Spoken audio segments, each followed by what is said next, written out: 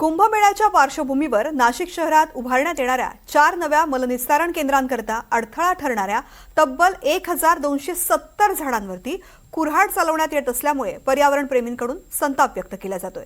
विकास कामांच्या नावाखाली झाडांची कत्तल केली जात असल्याचा आरोप पर्यावरण प्रेमी करतात। दरम्यान नाशिक प्रशासनाच्या या भूमिकेला हरित लवादानं चपराक दिली आहे। पाहूयात।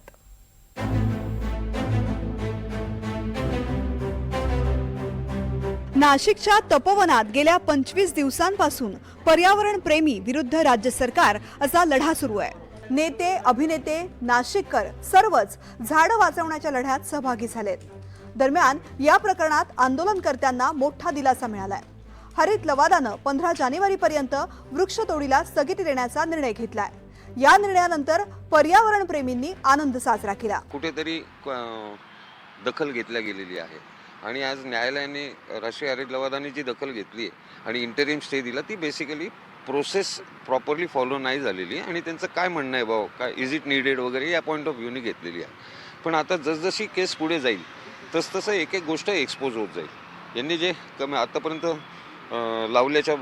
तोडल्याच्या बदल्यात लावलेले दाखवणं असेल बऱ्याच त्याच्यात हे आहेत म्हणजे त्रुट्या आहेत त्या सगळ्या एक्सपोज होतील आणि इथून पुढे पूर्णपणे ट्रान्सपरन्सी मेंटेन होईल असं आम्हाला खात्री झाली। सामाजिक कार्यकर्ते आणि वकील श्रीराम पिंगळे यांनी वृक्षतोड प्रकरणात हरित लवादाकडे धाव घेतली होती।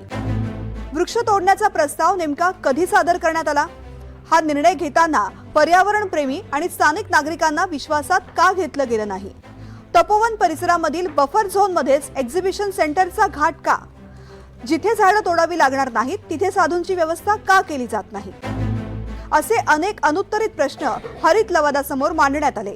यावर अंतिम निर्णय येईपर्यंत वृक्षतोडीवर तातडीची स्थगिती देण्याचा निर्णय घेतला गेला। नाशिक महानगरपालिकेचा कारभार म्हणजे मन में आया चलो तपन और जो वृक्ष दिखा उसको तोड घालो, तशी त्यांची जी मानसिकता होती आणि आजपर्यंत त्यांनी त्या पद्धतीने एसटीपीच्या बाबतीत पण तसं केलेलं होतं। त्यांना एका प्रकारे चपराक बसलेली आहे की कुठलेही काम करताना कायदेशीर जे बाबी असतील किंवा जे निर्देश दिलेले असतील वेळोवेळी कायद्याने त्याप्रमाणे ते कायद्याचं पालन करून केलं पाहिजे। त्यामुळे ट्री सेन्सस असेल म्हणजे वृक्षगणना झालेली नाही, त्याच्यामध्ये कुठल्याही प्रकारचं forensic audit in the sense का सायंटिफिक ऑडिट त्या झाडांचं त्या बाबतीत झालेलं नाही आहे। आणि साधूग्रामच्या नावाखाली जे कमर्शियल हब उभारायचं जे काम झालेलं होतं त्याच्यामध्ये 200 कोटी रुपयाचा जो PPPवर जो कमर्शियल प्रोजेक्ट उभारणार होता त्याला पण या निमित्ताने चपराक बसलेली आहे।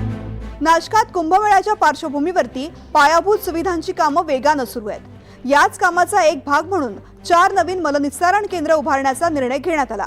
मात्र ही केंद्र उभारण्यासाठी तब्बल 1270 झाडांवर कुऱ्हाड चालवण्याचा घाट होता। महापालिकेच्या मलनिस्सारण विभागानं वृक्ष प्राधिकरणाकडे जागेची मागणी केली। त्यानुसार वृक्ष प्राधिकरण समितीकडे वृक्ष तोडण्याचा प्रस्तावही ठेवण्यात आला आणि वृक्ष प्राधिकरण समितीनं वृक्षतोडीचा प्रस्ताव तातडीनं मंजूर केला। नाशिकमध्ये एकूण 4 मलनिस्सारण केंद्र उभारले जाणार आहेत। यापैकी पंचक मलनिस्सारण केंद्रासाठी 521 झाडं, चेहडी मलनिस्सारण केंद्रासाठी 275 झाडं, आगर टाकळी मलनिस्सारण केंद्रासाठी 154 झाडं आणि तपोवन मलनिस्सारण केंद्रासाठी 447 झाडांची कत्तल केली जाणार होती। एकूणच नाशिक महापालिका आणि वृक्ष प्राधिकरणाची 1270 झाडांवर कुऱ्हाड फिरण्याची घाई पाहता पर्यावरण प्रेमींनी तीव्र संताप व्यक्त केलाय। दरम्यान नाशिकमधील वृक्षतोडीच्या प्रकरणामध्ये हरित लवादानं महापालिकेला दणका दिलाय। कुंभमेळ्याच्या तयारीसाठी मलनिस्सारण केंद्र अत्यावश्यक आहेच, पण एवढ्या मोठ्या प्रमाणात होणाऱ्या वृक्षतोडीमुळे नाशिकच्या पर्यावरणावरती गंभीर परिणाम होणार आहे। त्यामुळे प्रशासनाने वृक्षतोडीचा अट्टहास सोडावा अशी नाशिककरांची अपेक्षा आहे। प्रांजल कुलकर्णी, NDTV मराठी, नाशिक।